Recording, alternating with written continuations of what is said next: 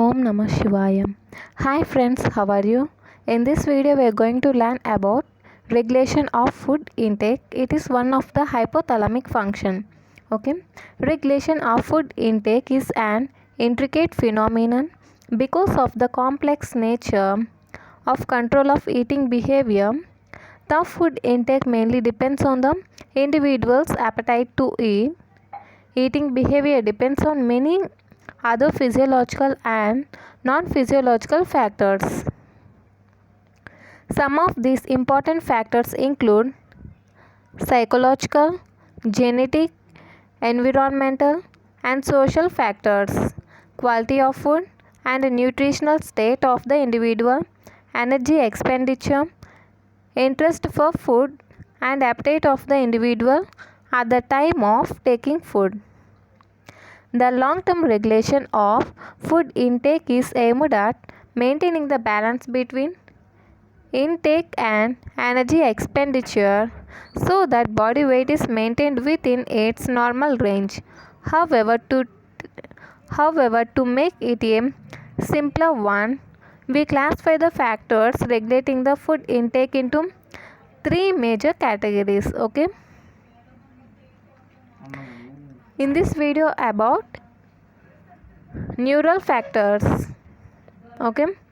And the three major categories are neural factors, hormonal factors, and metabolic factors. And hypothalamus play the key role in integrating all these factors. Okay. What are the three factors? Neural,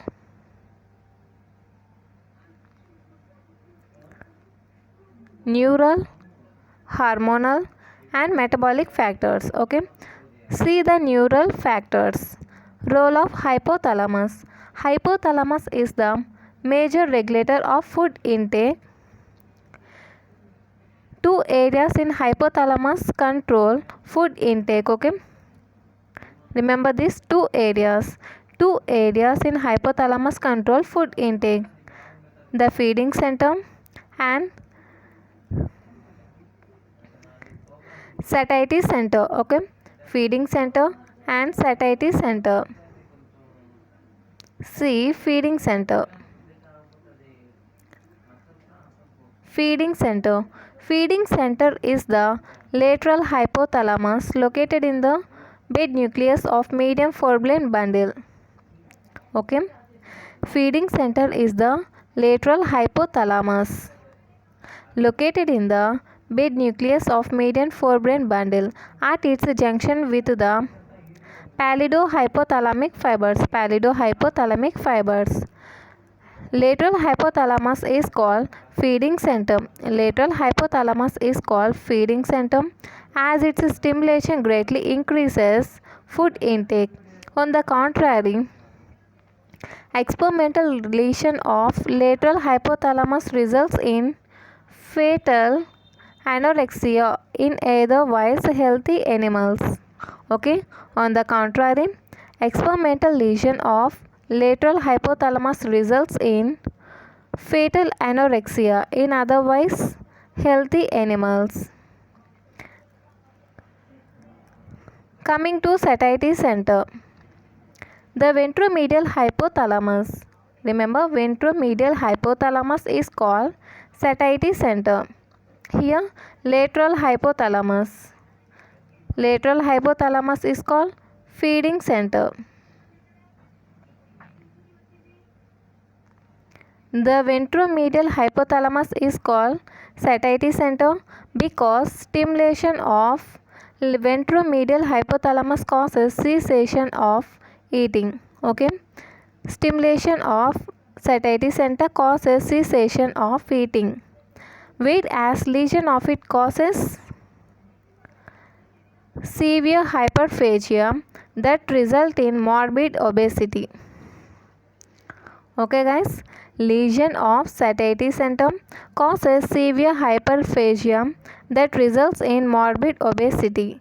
The obesity due to ventromedial hypothalamus lesion is called hypothalamic obesity. The obesity due to ventromedial hypothalamus lesion is called hypothalamic obesity. Food intake results from the food intake results from the interaction between feeding and satiety center. Normally, satiety center decreases food intake by inhibiting feeding center. Satiety center decreases the food intake by inhibiting feeding center. Once again, satiety center decreases food intake by inhibiting feeding center. Feeding center is believed to be chronically active. Feeding center is believed to be chronically active following feeding. Following feeding activity of satiety center increases, that in turn inhibits the feeding center and finally stops feeding. However, it should be remembered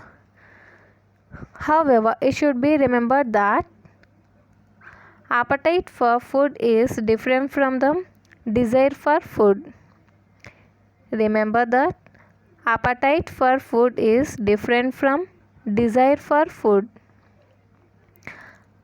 Appetite is controlled by neural mechanism, described above. Appetite is controlled by neural mechanism, whereas desire for food per se is a complex phenomenon. People often eat out of their desire to eat even when they are not hungry.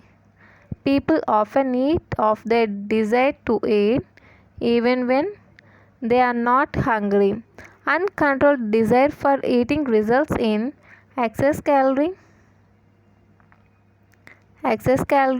intake that lead to obesity. Uncontrolled desire for eating results in excess calorie intake that leads to obesity. The desire to eat food is controlled by extrahypothalamic structures. Desire to eat food controlled by extrahypothalamic structure which such as limbic system. Desire to food is controlled by extrahypothalamic structures such as limbic system.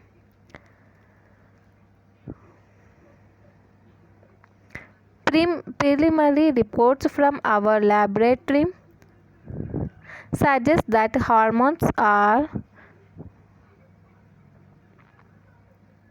neurotransmitter secreted from limbic areas of brain. Influence hypothalamic feeding areas. It is not only excess food intake per se, but also desire for food plays role in the genesis of obesity. This is supported by the fact that there are people who don't develop obesity in spite of high intake. Next, we propose that a hormone is secreted from limbic areas of brain that, in addition to its effect on stimulation of feeding center in hypothalamus, influences body weight gain by directly controlling deposition of fat in the fat cells, that is adiposity. Presently, we designate the hormones as greed hormones till its detailed structure and functions are established scientifically. Identification of this hormone and its effects on hypothalamic feeding areas will have promising impact on obesity research.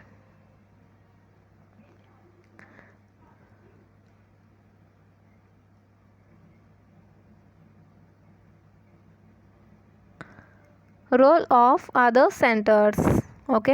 Role of other centers. Extra hypothalamic areas in the brain have been recently described to control food intake, mainly the mesolimbic areas like amygdala, basolateral and central nuclei, caudate nucleus accumbens, septal areas like lateral and medial septal nuclei, etc. have worked extensively on nucleus accumbens and caudate and neurotransmitters injected into these nuclei in the regulation of food and water intake. It has been hypothesized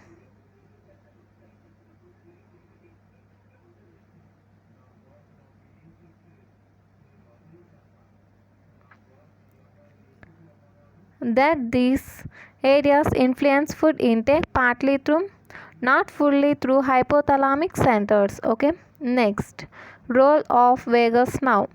Role of vagus nerve. Vagus nerve provides sensory signals regarding the filling of the stomach to the hypothalamic regulatory centers. Therefore, stretching of stomach wall by accumulation of food is the immediate factor to inhibit feeding. Okay, guys.